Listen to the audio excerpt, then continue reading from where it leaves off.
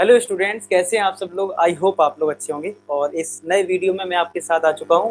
और इस बार हमारा टारगेट जो है इस वीडियो का वो है कि कैसे आप लोगों को 100 में 100 दिलवाए जाएं और कैसे आपको फुल मार्क्स का जो हमारा टारगेट है, मैं इतनी मेहनत कर रहा हूँ, आप इतनी मेहनत कर रहे हैं, उससे हमें जो रिजल्ट लेना है वो 100 आउट ऑफ 100 होना चाहिए। इससे नीचे बात नहीं करनी है। तो अब ये स्कोर कैसे हो। अब देखो, अगर हम पुराने पैटर्न को देखें और नए पैटर्न को देखें यार, बहुत अंतर है। तो अगर आप पुराने पैटर्न पे चलोगे तो यार वो बिल्कुल सही नहीं होगा। तो अगर मैं इसको दिखाऊं, ओल्ड स्ट्रेटजी अगर आप फॉलो कर रहे हैं, आप पुराने वीडियोस देख रखे हो 1-2 साल वाले, तो मत देखिए, क्योंकि ओल्ड स्ट्रेटजी काम नहीं करने वाली।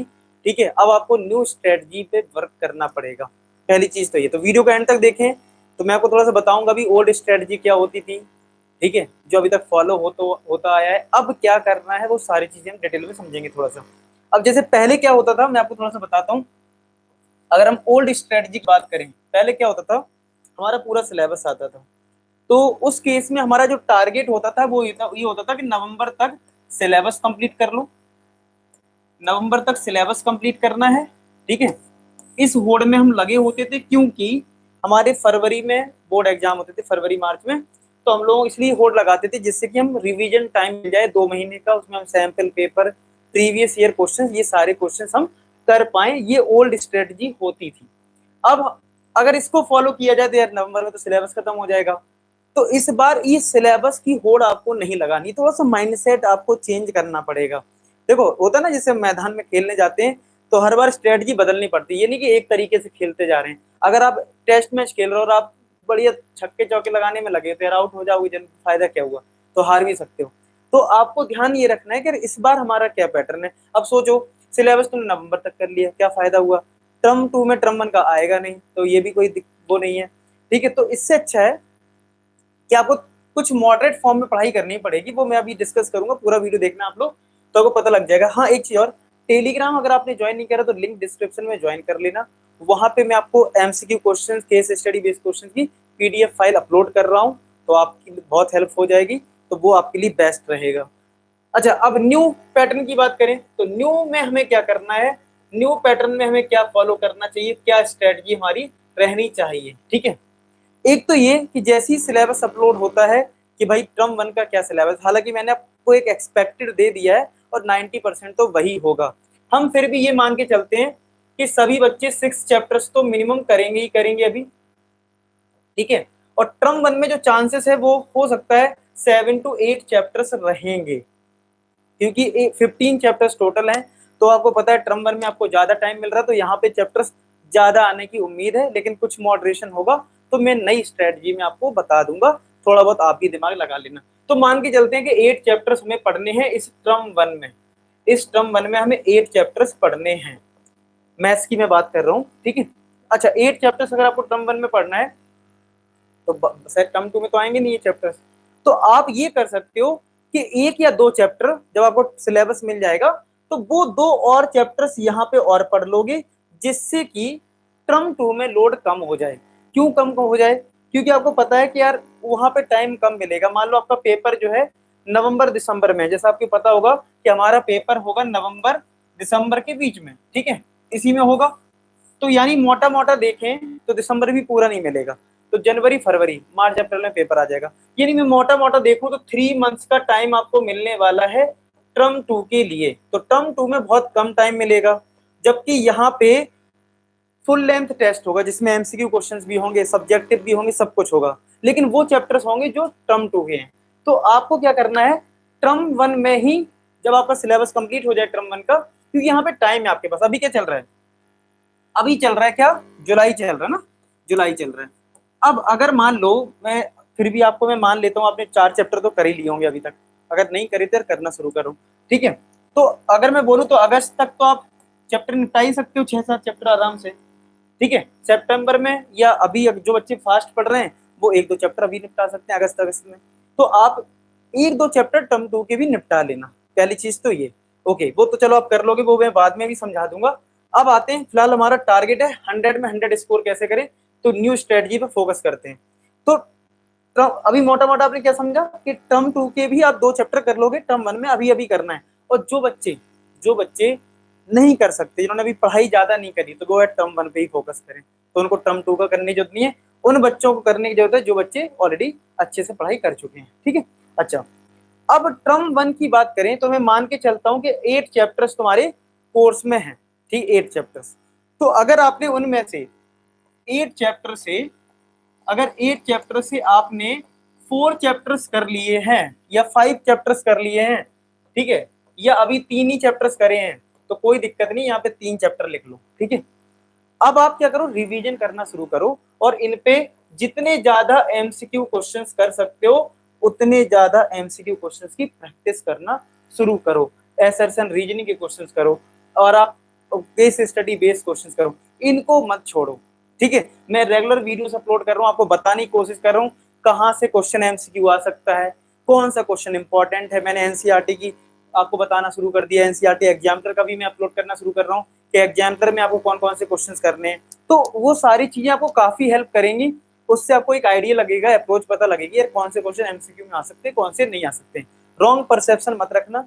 कई बार क्या होता है ना, हम सोचते हैं यार ये क्वेश्चन एमसीक्यू में नहीं आएगा, पता चले वही आ गया। तो वो मैं आपको बताऊंगा कौन से आते हैं कौन से नहीं आते हैं, तो वो चीजें आपको पता लगेंगी, तभी आपको चीजें क्लियर हो पाएंगी। ठीक है, अच्छा ये तो आपको समझ में आ गया कि भाई एमसीक्यू की आपको प्रैक्टिस करनी है, केस स्टडी बेस्ड क्वेश्चंस करने। ठीक है, ठीक है, वो सारी चीजें आपको करनी जो एक पेपर के लिए आपको करना होता है। अच्छा एक चीज और है, जो बच्चे गलती करते हैं, बच्चे क्या सोचते हैं यार पेपर हार्ड आएगा, बच्चे क्या सोचते हैं पेपर हार्ड आएगा तो यार हमें क्या है ना थोड़ा सा अच्छे अच्छे बहुत बड़े बड़े क्वेश्चंस करने हैं, बहुत बड़े बड़े क्वेश्चंस करने हैं, बच्चों को ऐसा लग जाता है। तो आप एक चीज समझना, मैं आपको एक सीबीएसई का आपको एक पैटर्न दिखाता हूँ। अगर सीबीएसई में 100 क्वेश्चन है फॉर एग्जाम्पल, तो आप एक चीज जान लेना कि 60% ज्यादातर केसेस में पेपर बहुत आसान आता है। अब देखो कोई पेपर हार्ड ही आना है तो यार वो एक अलग केस है। ऑन एन एवरेज बात करूं तो 60% क्वेश्चन ऐसे होंगे जो बिल्कुल तुम्हें आसान लगेंगे, बड़े आराम से कर पाओगे, मतलब बिल्कुल एनसीईआरटी बेस्ड, बहुत सिंपल, जैसे रूट टू एक इरेशनल नंबर है, रैशनल नंबर है, इस टाइप के, सर इंटीजर है क्या है, तो आपको बहुत सिंपल क्वेश्चन मिलेंगे 60% में। आप देखोगे भी यार बहुत सिंपल सिंपल क्वेश्चन पूछे जाएंगे एमसीक्यू में। 30% एवरेज क्वेश्चन होंगे, 10 से 15 क्वेश्चन मैं मान सकता हूँ, यानी 10 to 15% ऐसा हो सकता है जिसमें आपको थोड़ा ज्यादा दिमाग लगाना पड़े। ठीक है, तो जिन बच्चों ने ज्यादा पढ़ाई अभी तक नहीं की है, जिन बच्चों ने अभी ज्यादा पढ़ाई नहीं करी, वो डर रहे हैं कि स्कोर कैसा करना है, तो भैया वो लोग सिर्फ सिर्फ अभी एनसीईआरटी और एग्जाम्पलर के एमसीक्यू करें बस, और आपको कुछ ज्यादा इधर उधर करने की जरूरत नहीं है। आपका यहाँ से 80% तक 101% स्कोर हो जाएगा। ठीक है, पेपर ज्यादातर ऐसे रहता है पैटर्न पे। ठीक है, जो मेहनत है वो 10 से 15%, यानी कि जो आपकी 85 से 900 की जो रेंज होती है उसमें हमें ज्यादा मेहनत करनी होती है, उसके लिए आपको बहुत कुछ करना पड़ेगा, वो मैं आपको गाइड करता जा रहा हूँ, आप करते जाओगे। लेकिन आप सबसे पहले स्टेप ये लीजिए, जिन्होंने चैप्टर्स कंप्लीट नहीं करे वो सबसे पहले एनसीईआरटी और एनसीईआरटी एग्जामिनर के एमसीक्यू करें, और अभी एक्स्ट्रा पढ़ने की ना सोचें। आरडी शर्मा खोलने की बिल्कुल भी जरूरत नहीं है इस बार, बिल्कुल भी जरूरत नहीं है। ठीक है, शुरुआत में अगर जिन्होंने पढ़ाई नहीं करी, पढ़ाई करिए तो बिल्कुल खोलें, पढ़ाई करें, और मैं जो आपको असाइनमेंट दे रहा हूँ वो सॉल्व करें, बस सफिशिएंट है। अच्छा, तो इस तरीके से, यानी कि आपको अगर 100 में 100 स्कोर करना है, ये जो मैंने आपको पैटर्न बताया, ये सीबीएसई का जो ये फॉलो होता है, इसको लिख लो यार कि आपको सिंपल क्वेश्चंस को भी इग्नोर नहीं करना है, उनको भी अच्छे से करना है। अच्छा, जब ये कर लोगे तो आप क्या करिए, एक काम कर लीजिए, क्या कि आप ये देख लो आपको सबसे इंपॉर्टेंट स्टेप क्या लेना है। इंपॉर्टेंट स्टेप मैं बता रहा हूं अब आपको। ठीक है, अब मैं एक चैप्टर के लिए आपको बता रहा हूं, वही आपको सब चैप्टर में फॉलो करना है। एक रजिस्टर लो, उसमें लिख लो रियल नंबर, मतलब ठीक है, एक पेज में लिख लो रियल नंबर। ठीक है, रियल नंबर। अब उसमें आपको क्या करना है, आप ये देखो आपने रियल नंबर में क्या क्या कंप्लीट किया हुआ है, उसमें टिक मार्क कर लो। जैसे आपने मान लो एनसीईआरटी की है तो एनसीईआरटी पे टिक कर लो कि भैया हाँ मैंने एनसीईआरटी कर लिया। एग्जाम्पलर किया है, अच्छा टिक कर लो। क्या आपने आरडी शर्मा के एमसीक्यू किए हैं या आर एस अग्रवाल के एमसीक्यू किए हैं, टिक कर लो। एक लिस्ट बना लो जिससे कोई चीज छूट ना जाए। ठीक है, ऐसी हर चैप्टर का बना के रख लो और टिक क्रॉस मार लो, ऐसे ही आने वाले सारे चैप्टर्स में कर लो। और बाकी क्या चीज करनी है एक्स्ट्रा, वो किसी में और वीडियो में बताऊंगा। पहले आपको ये काम करना है कि इतना जब आप काम कर लोगे आपको एक कॉन्फिडेंस लेवल आ जाएगा। ठीक है, आपको स्ट्रेटजी एक मिल जाएगी बेसिक, कि मैं आपको कंक्लूड करूं तो क्या करना है, अभी आपको क्या, कि जो भी सिलेबस मैंने आपको एक्सपेक्टेड बताया या फिर आ जाएगा, उसके अकॉर्डिंग आपको 2 चैप्टर टर्म 2 के भी निकाल के रख लेने, अभी से कर लेना है। लेकिन हाँ, जो बच्चों ने कुछ नहीं पढ़ा वो अभी टर्म 1 की पढ़ेंगे। दोनों चीजें मैं बता रहा हूँ, ठीक है। ओल्ड स्ट्रेटजी को फॉलो नहीं करना है, पूरा सिलेबस करने की जरूरत अभी बिल्कुल भी नहीं है, ठीक है। साथ के साथ वो मैंने बता दिया, टर्म 1 में 2 चैप्टर आपको करने हैं, और ट्राई करो सितंबर तक पूरा सिलेबस खत्म करने का, क्योंकि 3 महीने मिलेंगे टर्म 2 में। 8 चैप्टर्स जो तुम्हें टर्म 1 में आएंगे, उनमें से जल्दी 5 चैप्टर जो तुमने कर लिए या करने वाले हो, जल्दी से जल्दी उनके एमसीक्यू क्वेश्चन जितने ज्यादा कर सकते हो फटाफट सॉल्व करना शुरू कर दो। और लिस्ट बना लो, ये तो आपको मैंने बता दिया। लिस्ट बना लो हर चैप्टर की, कि तुमने उसमें क्या क्या पढ़ाई कर ली है, टिक मार्क कर लो, ठीक है।